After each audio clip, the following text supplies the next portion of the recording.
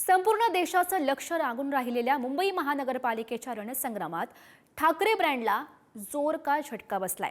तब्बल 20 वर्षांनी एकत्र आलेल्या उद्धव आणि राज ठाकरे बंधूंनी चांगली फाईट दिली, मात्र गेल्या 3 दशकांपासूनचा मुंबईचा गड राखण्यात ठाकरे बंधू मात्र अपयश आलं।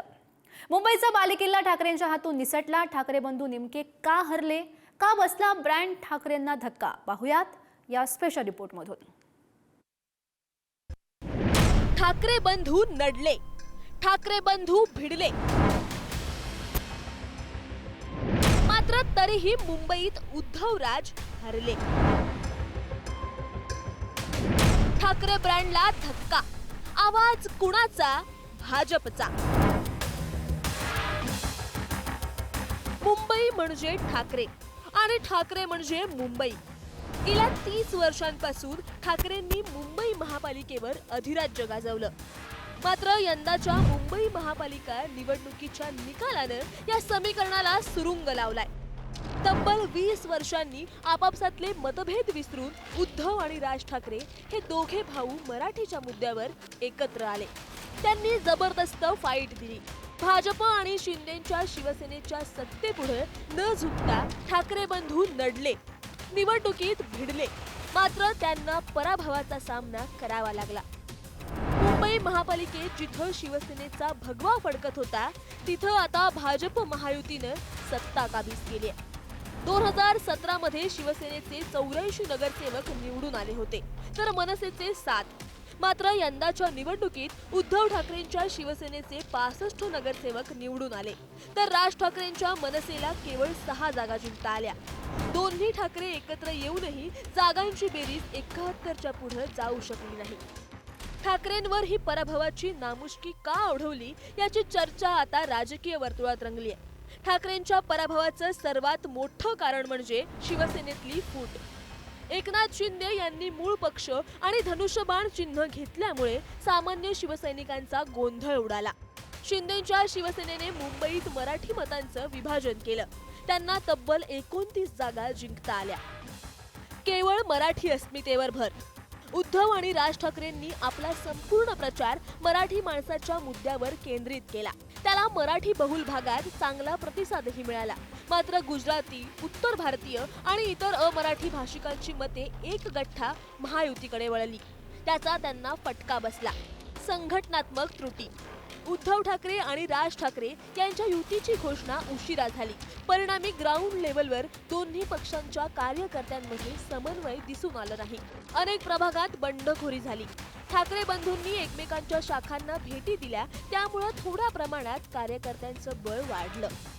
राज ठाकरेंच्या बदलणाऱ्या भूमिका। राज ठाकरे यांनी गेल्या काही वर्षात वेगवेगळ्या राजकीय भूमिका घेतल्या। लोकसभा निवडणुकीत भाजपला बिनशर्त पाठिंबा दिला, तर महापालिका निवडणुकीत विरोध केला। मराठी अस्मिता की हिंदुत्व या गोंधळात मनसेच्या विश्वासार्हतेवर प्रश्नचिन्ह निर्माण झालंय। महायुतीची आक्रमक विकास नीती। मुख्यमंत्री देवेंद्र फडणवीस आणि उपमुख्यमंत्री एकनाथ शिंदे यांनी मुंबईतील कोस्टल रोड, मेट्रोचे जाळे, बीडीडी पुनर्वसन, पायाभूत सुविधा प्रकल्प मागे लावल्याचा दावा करत विकासाचा अजेंडा मांडला। सत्ताधारी महायुतीची आक्रमक रणनीती आणि संशोधनांपुढे ठाकरेंची शक्ती अपुरी पडली। एकनाथ शिंदे जयचंद झाला नसता, जयचंद माहिती आहे ना, हां, ज्याने महाराणा प्रतापचा घात केला।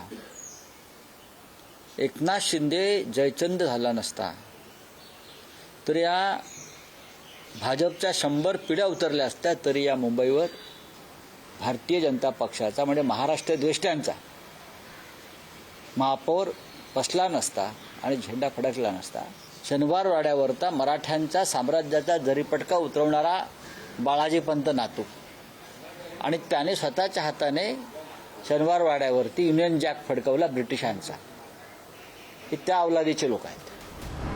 दरम्यान पराभवानं खचून जाणाऱ्यातले आपण नाही आणि मराठीच्या मुद्द्यावर लढतच रहा असा महामंत्र कार्यकर्त्यांना देणारी भावनिक पोस्ट मनसे अध्यक्ष राज ठाकरेंनी लिहिली आहे। मनसेला अपेक्षित यश मिळालं नाही, याचं दुःख आहे, पण म्हणून खचून जाणाऱ्यातले आपण नाही। जे नगरसेवक निवडून आलेत ते सत्ताधाऱ्यांना पुरून उरतील। राज्यात मराठी माणसाला नागवण्याची एकही संधी सत्ताधारी आणि त्यांच्या आश्रयाला गेलेले सोडणार नाहीत। त्यामुळे आपल्या मराठी माणसाच्या पाठीशी आपल्याला ठामपणे उभं राहायचं आहे. निवडणुका येतील जातील, पण आपला श्वास हा मराठी आहे हे विसरायचं नाही. अशा शब्दात राज ठाकरेंनी पक्ष संघटना नव्यानं उभारण्याचा सल्ला दिला. राज ठाकरेंच्या पत्नी शर्मिला ठाकरे यांनीही विजयी नगरसेवकांचं औक्षण करून त्यांना शुभेच्छा दिल्या. एवढंच नाही तर ठाकरे फॅमिली यापुढेही एकत्र राहणार असल्याची ग्वाही देखील दिली. यातनं वाद होती, एकदाही कुठलाही वाद समोर आला नाही. घर जुळून आलीत, मन जुळून आलीत. आता मराठी माणसाने कौल सुद्धा दिलाय. चांगलं आहे. इथून पुढेही एकत्रच राहणार. इथून पुढेही आम्ही एकत्रच राहणार. आमचं कुटुंब पहिलं आणि नंतर सगळं नंतर. उद्धव आणि राज ठाकरे एकत्र आले, मात्र विजयाचं दान त्यांच्या पदरात पडलं नाही. सत्ता मिळाली नाही तरी मजबूत विरोधकाची भूमिका निभावण्याचा कौल जनतेनं ठाकरे बंधूंना दिलाय. आता ठाकरे बंधूंची पुढची रणनीती काय असणार याची उत्सुकता सगळ्यांना आहे. आदित्य उद्धव ठाकरे आणि अमित राज ठाकरे ही पुढची पिढी आता इथून दोन्ही पक्षांचा पुढचा प्रवास कसा करणार, बॅकसीट वरून ड्रायव्हिंग सीटवर येत स्टिअरिंग हाती घेणार का याची उत्सुकता आहे. ब्युरो रिपोर्ट, पुढारी न्यूज, मुंबई.